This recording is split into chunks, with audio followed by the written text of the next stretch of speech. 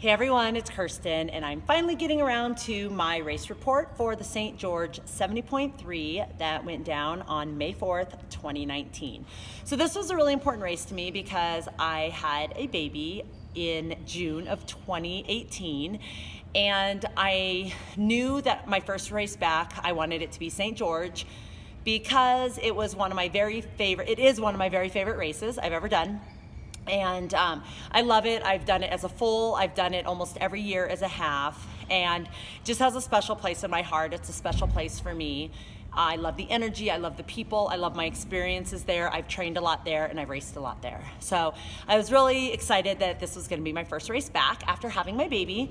So I planned it that way. This is my A race, so I trained as best I could for it, and here's how it went.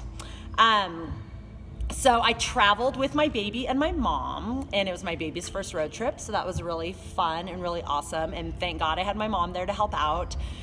We drove, so she did great in the car. She did great on her road trip, and I stayed with my friends, Tad and Kristen, who I've been staying with for races and training in St. George since 2010, so that's always an amazing experience just to be with them. And I got there a couple days early, because I knew traveling would be a little longer than normal. I wanted to rest a little, which doesn't happen when you have a baby, so I was not well rested. But I was tapered for the race because, like I said, this was my A race for this whole year. So I've been training decently. I've been doing lots of short workouts and adding them up. So over the week, 20 minutes here, 15 minutes there, an hour here, 45 minutes there, have all added up to about 10 to 12 hours a week of training, which isn't what I'm used to, was used to. I usually train a lot of high volume, high mileage. So I wasn't really sure how I would do exactly, but I felt really confident in the run because I'd just done a really great half marathon on a really hilly course, the Horsetooth Half, and I felt decent on my swim, confident about my swim because I'm a swimmer and the swim is pretty easy for me. I wasn't as confident on about my bike going in because I have only been on my bike a handful of times, and my longest ride's only been 45 miles. But I get on the bike every chance I get, even if it's 10 minutes before a class I teach or 15 minutes here, 15 minutes there. So overall, I got a decent amount of time in the saddle, but it was usually on a bike at the gym or my trainer in my basement.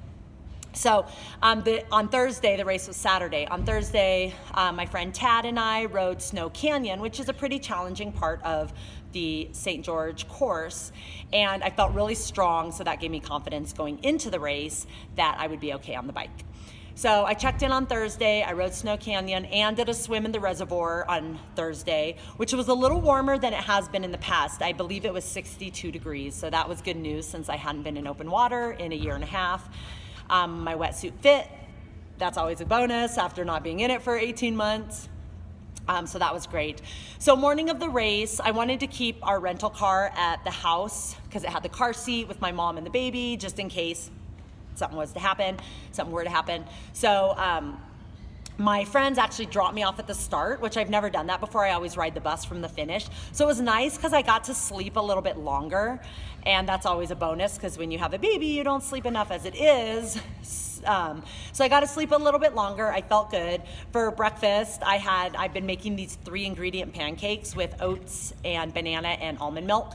So I had those with peanut butter and Shakeology. I drank 2 shakes, I had 4 pancakes, and got to the start.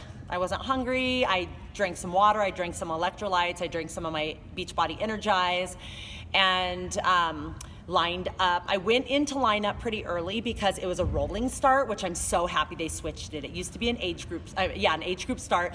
And since I'm over 40, my age group was always toward the end. And so the rolling start helps me a lot more because I'm a good swimmer, so I can get out front, get on with the race earlier before the winds and the heat kick up. So I was super happy about the rolling start.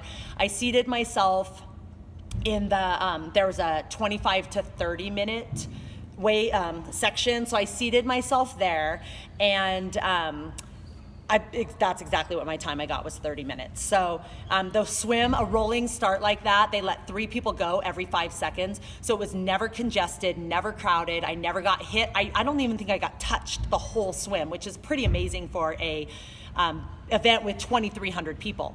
So if you're a nervous swimmer, if you're nervous about doing open water swim, you're not a strong swimmer, this is a perfect race to do for that, because 3 people go every 5 seconds. So you're pretty spread out right from the very beginning, and then you just spread out more from there. So the swim was really smooth.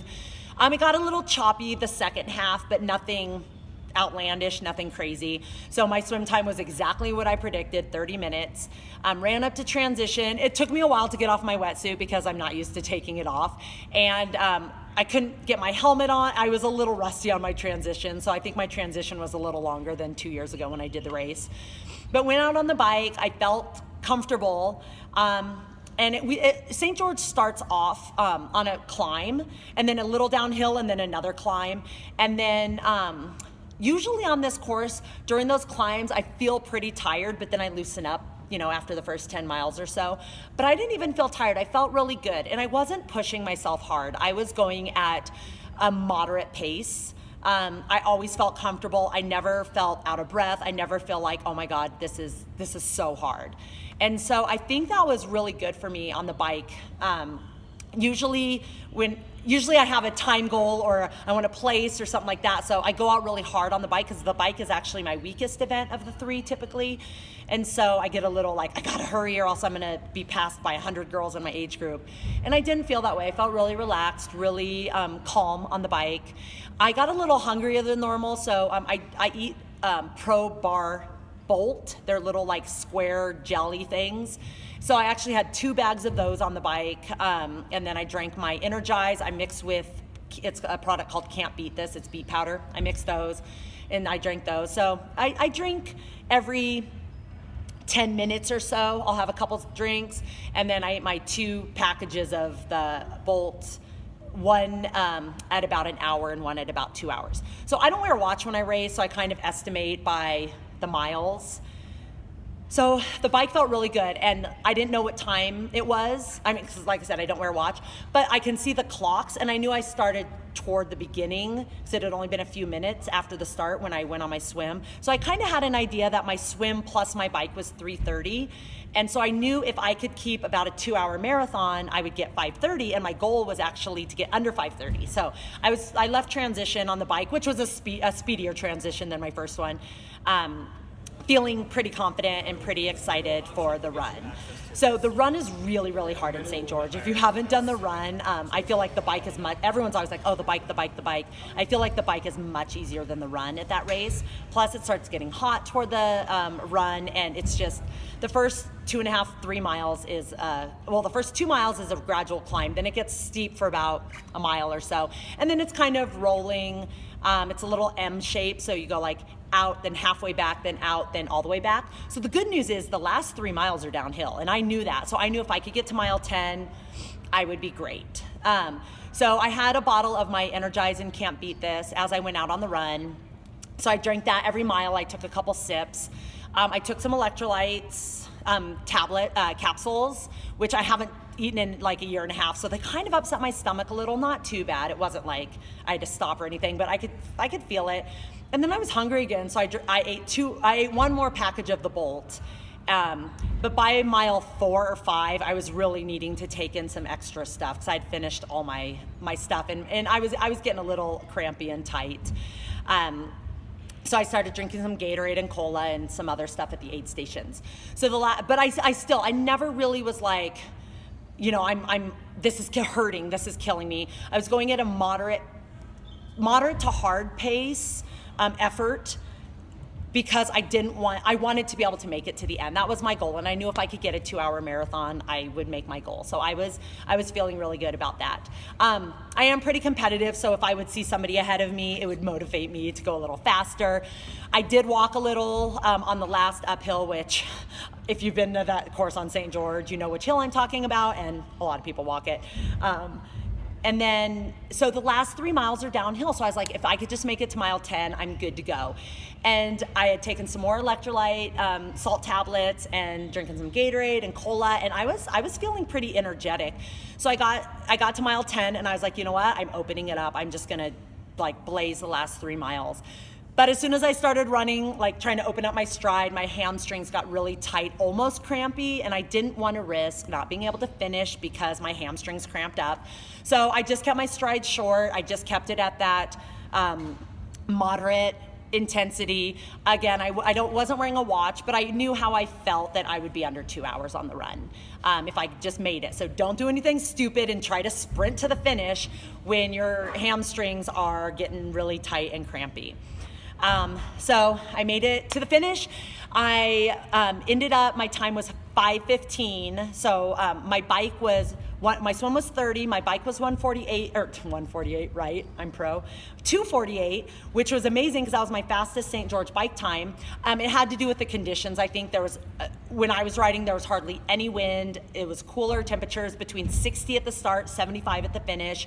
Perfect conditions. Out of all the times I've done St. George, they were definitely the best conditions that I've been in. And then my run was 150. So all in all, a 5:15, which was only 2 minutes slower than my time 2 years ago. So I was beyond ecstatic. I just felt like everything went perfectly. Everything went exactly how I had planned it. And yeah, so it's an amazing race. Next year there's gonna be a full, so I am planning on being there for that. I am going to make that happen. Not sure how yet. Trying to cook up some plans, but I will be there. I love that course. I've done the full before. Oh, when I did the full, I was in the worst shape ever. Not ever. Oh, yeah, for me, probably one of the worst shapes ever. Barely finished. Had to get off the bike and walk. I walked my bike up the hill. Anyway, it was a rough day. So I know that next year I'm gonna definitely PR that race. So I would love to see you out there. If you guys have any questions about the St. George race or the St. George area, I've been there so many times. I love that race. I would love to answer questions. It is a very hard race, but it's beautiful. It's gorgeous. The energy in St. George is amazing. The people are wonderful. And I think it's definitely a race for everyone to put on your bucket list. So if you have any questions, let me know. And I hope to see you in St. George sometime. All right. Thanks. Bye.